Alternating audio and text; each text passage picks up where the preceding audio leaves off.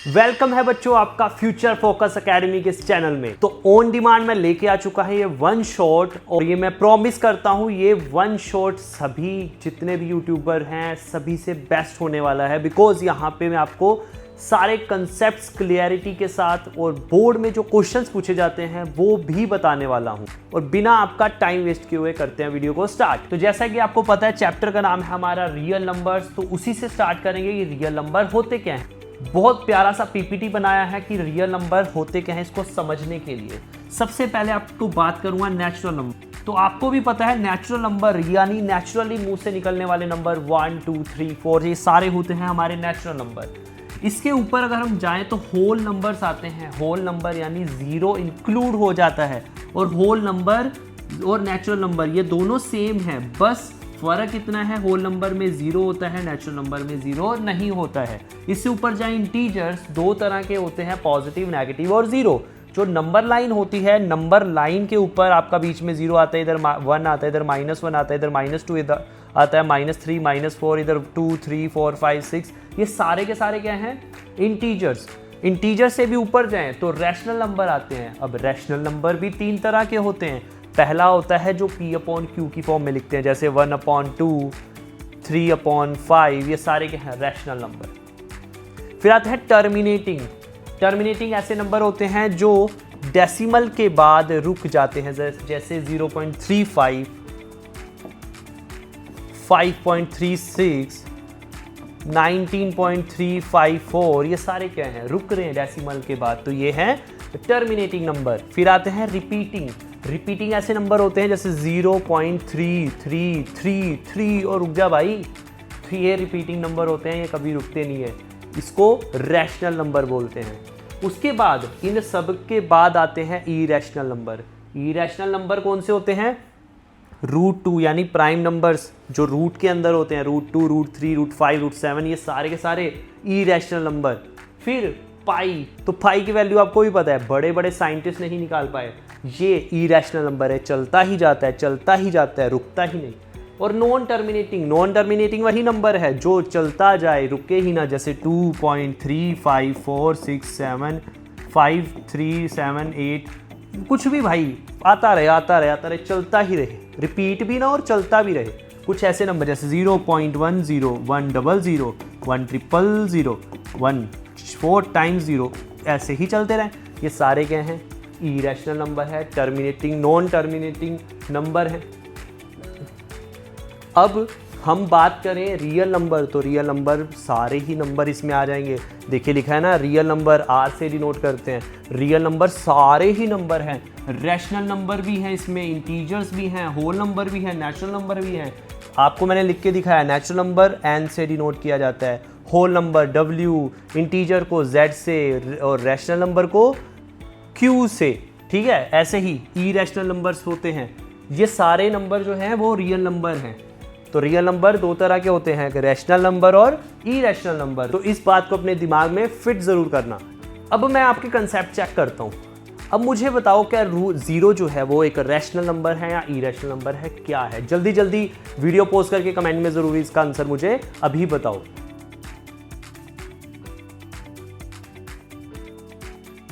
Zero जो है वो एक होता है रैशनल नंबर। क्यों होता है? क्योंकि जीरो के नीचे हम 1 भी लिख सकते हैं, जीरो के नीचे 2 भी लिख सकते हैं, जीरो के नीचे कोई भी नंबर लिख सकते हैं सिवाय जीरो के। तो ये क्या होता है? एक रैशनल नंबर। समझ में आ गया होगा आपको। चलो आगे बढ़ते हैं। तो नेक्स्ट में आता है हमारा फंडामेंटल थ्योरम ऑफ अर्थमेटिक। ये थ्योरम क्या कहती है? ये थ्योरम को बनाया किसने है? कार्ल भाई साहब ने बनाया है। क्या कहा इन्होंने? Every composite number can be expressed factorised as a product of primes, यानी कोई भी ऐसा नंबर, क्या कंपोजिट नंबर। अच्छा,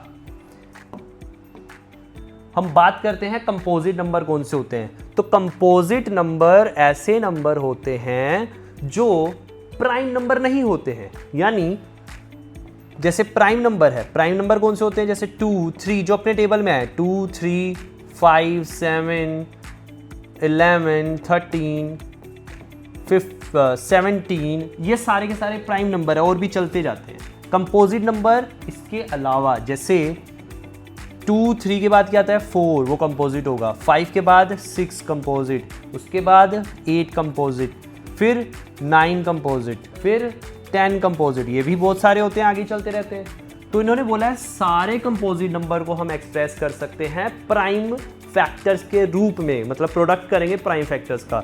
बहुत आसान थ्योरम है, बहुत इजी है कि every number has a unique DNA made of prime number, कि सारे नंबर का एक यूनिक डीएनए होता है। तो आपने बायो में पढ़ा होगा कि डीएनए जो है वो सबका अलग अलग होता है, ऐसे ही सभी नंबर का भी डीएनए अलग होता है। वो किस में हम लिखते हैं? प्राइम नंबर्स के प्रोडक्ट में। तो मैं लिख के बताता हूं आपको कैसे करेंगे।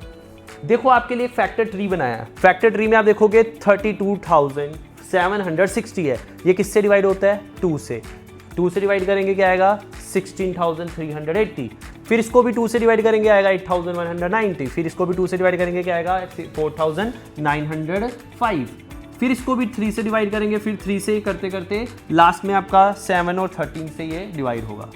अब आप देखिए इसमें प्राइम नंबर कौन कौन से हैं? 2 हमारा प्राइम, 2 भी प्राइम, ये भी प्राइम, जितने भी येलो बॉक्स में सारे के सारे प्राइम। तो ये जो प्राइम नंबर है अगर मैं इनका प्रोडक्ट करूं, 2 कितनी बार है? 1 2 3, यानी 2 की पावर 3 मल्टीप्लाई बाय 3 कितनी बार है? 1 और 2, तो 2 बार। और 5 कितनी बार है? 1 बार। 7 भी 1 बार और 13 भी 1 बार। यानी इन सभी का अगर मैं प्रोडक्ट करूंगा तो मेरा आंसर क्या आएगा? 32,760। यही तो थ्योरम है जिसमें बोला गया था हम कोई भी कंपोजिट नंबर को प्राइम नंबर के प्रोडक्ट के रूप में लिख सकते हैं। तो ये थ्योरम आपने सीख ली है। कोई भी नंबर है उसके प्रोडक्ट निकालो। प्रोडक्ट निकालने का सिंपल अगर मैं मेथड बताऊं, हैक बताऊं, तो आप ये नंबर जो भी होगा उसका एलसीएम कर लो। एलसीएम करने पर आपको पता है यहाँ पे प्राइम फैक्टर्स करेंगे, प्राइम फैक्टराइजेशन करेंगे, तो उसमें जितने यहाँ पे नंबर आएंगे सबका क्या कर दोगे? आप प्रोडक्ट कर दोगे। तो जैसे मैं एक नंबर देता हूँ आपको 625, इसके प्राइम फैक्टर्स करोगे तो क्या आएगा? 500, 125 पे जाएगा। ये 5 से 125 अगर डिवाइड करोगे आएगा 25। फिर ये 5 से करोगे क्या आएगा? 5। फिर 5 से करोगे क्या आएगा? 1। तो इसके अगर हम मुझे लिखना पड़ेगा तो कैसे लिखूंगा? इसको लिखूंगा 625।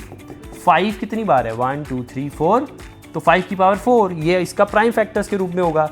ऐसे ही आप मुझे बताओ 1365, इसके क्या प्राइम फैक्टर्स होंगे? आप मुझे नीचे कमेंट में ज़रूर इसका आंसर बताना। स्मार्ट स्टूडेंट बड़ी जल्दी इसका आंसर बता देंगे। तो देखते हैं आप में से स्मार्ट कौन है। अब हम चलेंगे हमारे नेक्स्ट टॉपिक एचसीएफ और एलसीएम से। एचसीएफ क्या होता है? Product of the smallest power of each common prime number. क्या? सबसे छोटी पावर जो दोनों ही नंबर में कॉमन हो। अभी बताएंगे क्या होता है ये। तो एलसीएम क्या होता है? Product of the greatest power of each prime factor involved, यानी प्रोडक्ट करेंगे सबसे बड़ी पावर जो कि प्राइम फैक्टर के अंदर होगी। सिंपल वे में अगर मैं बताऊं तो अभी एग्जाम्पल से हम समझते हैं। जैसे हमारे 2 नंबर हैं, एक 6 और 20, इनके हम प्राइम फैक्टर्स करेंगे तो 6 जो होता है वो 2 मल्टीप्लाई बाय 3 होता है, 20 जो होता है वो 2 मल्टीप्लाई बाय 2 मल्टीप्लाई बाय 5 होता है। अब इन दोनों में आप देखो एचसीएफ निकालना है। एचसीएफ क्या होता है? दोनों के अंदर जो सबसे छोटी कॉमन फैक्टर हो। तो आप बताओ मुझे दोनों में सेम क्या है, कॉमन क्या है? 2 और 2। तो इसका एचसीएफ जो होगा वो क्या होगा? 2। तो ये हमारा एचसीएफ होगा। उसके बाद आप देखोगे जो एलसीएम है उसको कैसे निकाला जाएगा। एलसीएम में आपको एक चीज का ध्यान रखना है, जो एचसीएफ आया है उसको आप एक बार लिख दोगे। एचसीएफ क्या था? ये जो 2 कॉमन थे, इसके अलावा जितने नंबर बचे उनको लिख दोगे। क्या आया है? 3 मल्टीप्लाई बाय 2 मल्टीप्लाई बाय 5। तो ये हमारा एलसीएम होगा। इसको 2 कितनी बार है? 2 बार, और फिर 3 एक बार है और 5 भी एक बार है। ये इसके एलसीएम होगा। तो एचसीएफ एलसीएम के बाद इसका एक गोल्डन फॉर्मूला है जो पेपर में पूछा जाता है, बोर्ड्स में बहुत बार आ रखा है, मैं बताता हूँ क्या है। तो वो फॉर्मूला है HCF of A and B, यानी 2 नंबर का एचसीएफ मल्टीप्लाई करेंगे वही दोनों नंबर के एलसीएम से, तो आ जाएगा प्रोडक्ट ऑफ 2 नंबर, यानी दोनों नंबर का प्रोडक्ट। ये फॉर्मूला रट लेना, इसको एग्जाम में पूछा ही जाता है किसी ना किसी क्वेश्चन के रूप में। तो इसके लिए क्वेश्चन भी करेंगे। जैसे आपने अभी एलसीएम और एचसीएफ निकाला था तो इसको वेरिफिकेशन भी कर सकते हैं वही फॉर्मूले से जो अभी हमने सीखा। फॉर्मूला क्या था? HCF multiply by LCM of 2 number equals to क्या था? दोनों का प्रोडक्ट। तो यहां पे आप देखो फॉर्मूला था HCF of 2 number multiply by LCM of 2 number equals to product of 2 number. HCF क्या है? 2, तो यहां पे मैंने लिख दिया 2। मल्टीप्लाई बाय एलसीएम, एलसीएम क्या है इसका 60, तो यहाँ पे आ गया 60। तो दो नंबर हमारे क्या थे 6 और 20, तो ये 6 और 20 का मैंने प्रोडक्ट निकाला, देखो ये भी 120 आ रहा है, ये भी 120 आ रहा है, तो ये दोनों वेरीफाई हो गए। आप अपना आंसर इस तरीके से भी चेक कर सकते हैं। तो ये फॉर्मूला बहुत इंपॉर्टेंट है, इसको याद जरूर रखना।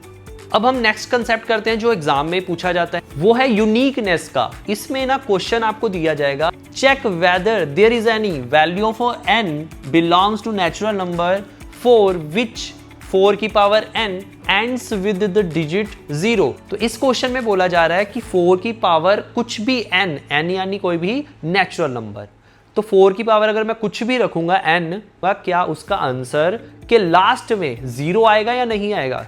जैसे बोल रहे हैं 4 की पावर 1 अगर मैं करूं क्या आएगा 4, 4 की पावर अगर मैं 2 करूंगा क्या आएगा 16। तो आप देखो इसके लास्ट में 6 आ रहा है, 4 की पावर 3 करूंगा तो उसके भी लास्ट में कुछ ना कुछ आएगा। तो ये कह रहे हैं कि n की वैल्यू क्या होगी जिसमें 4 की पावर वो रखने पर लास्ट में क्या आएगा 0। तो इसको करना कैसे है आओ मैं आपको बताता हूं। तो इस क्वेश्चन को हम 4 स्टेप्स में करेंगे। तो स्टेप 1 क्या है, कंडीशन। कंडीशन मैं आपको पहले बता देता हूं, कोई भी अगर नंबर है उसकी पावर n है, वो एंड में उसके 0 तभी आएगा जब उसके प्राइम फैक्टर्स में 2 और 5 होगा। ये दोनों होने चाहिए 2 एंड 5, अगर दोनों होंगे तभी उसके लास्ट में क्या आएगा 0 आएगा। तो अब देखते हैं इस क्वेश्चन को कैसे करना है। To end in 0 a number must be divisible by 5, सही बोला, 5 से डिविजिबल होना चाहिए, 2 से भी होना चाहिए, पर वो यहाँ पे नहीं लिखा, क्यों नहीं लिखा वो भी बताता हूँ। Its prime factorisation must contain 5, इसके प्राइम फैक्टर्स में क्या आना चाहिए 5।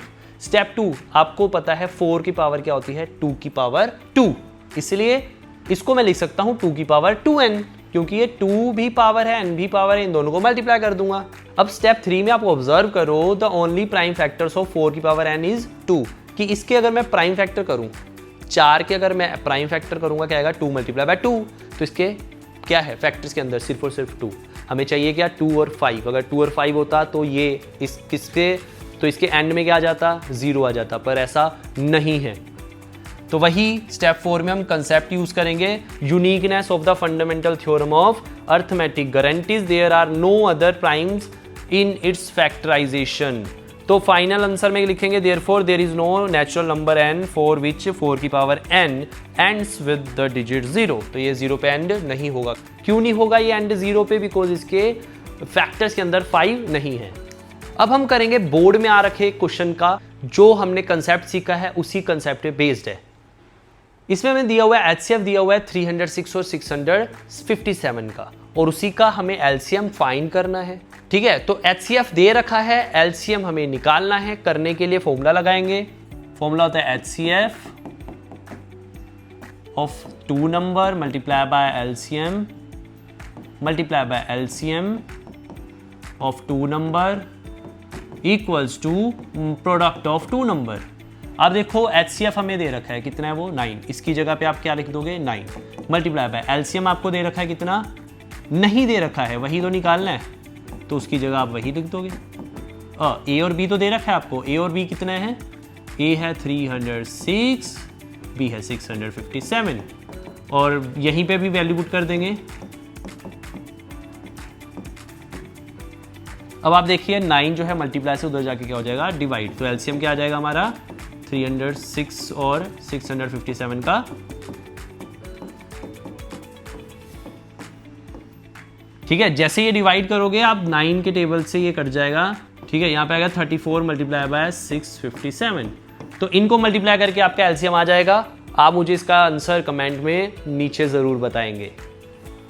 ठीक है, तो आगे बढ़ते हैं। तो ये कंसेप्ट जो है इस पूरे चैप्टर का ना एक बेस है जिससे क्वेश्चन आना ही आना है। ये कंसेप्ट है इरेशनलिटी को कैसे प्रूव किया जाए, यानी कोई भी नंबर है उसको इरेशनल कैसे प्रूव करें।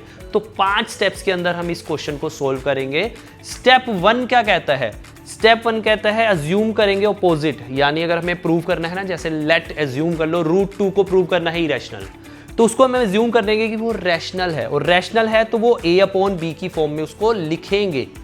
स्टेप 2 में क्या करेंगे, अज्यूम कर लेंगे जो A और B है ये कोप्राइम्स हैं। अब कोप्राइम कौन से नंबर होते हैं, ऐसे नंबर जो A/B यानी ये रैशनल नंबर है और ये दोनों किसी भी टेबल से डिवाइड नहीं होंगे, कोई भी अदर नंबर से डिवाइड नहीं होंगे सिवाय 1 के, यानी 1 के अलावा इनका कोई फैक्टर नहीं होगा, उनको हम बोलेंगे को प्राइम नंबर्स।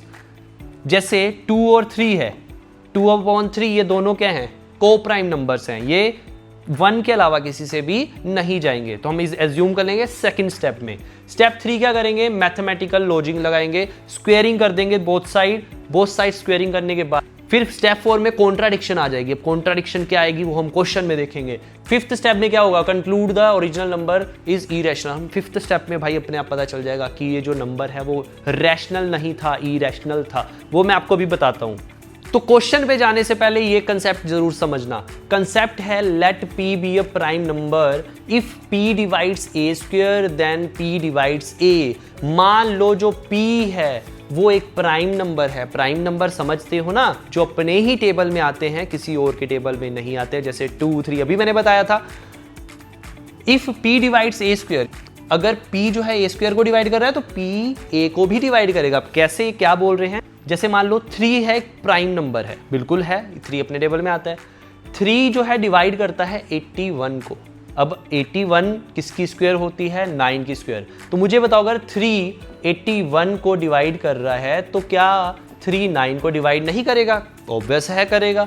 तो यही जो है इस कंसेप्ट का मेन फंडा है। Then 3 must also divides 9। ठीक है, लॉजिक क्या है, the logic will be the engine for step 3। जो स्टेप 3 हमने अभी पढ़ा था उस पर यही यूज होगा। तो ध्यान रखना, कोई भी नंबर अगर उसकी स्क्वायर को डिवाइड कर रहा है तो वो उसे भी डिवाइड करेगा। ठीक है ना, जैसे ये 81 9 की स्क्वायर होती है, तो 9 की स्क्वायर को अगर 3 डिवाइड कर रहा है तो 9 को भी 3 डिवाइड करेगा। ये बात ध्यान में रखना।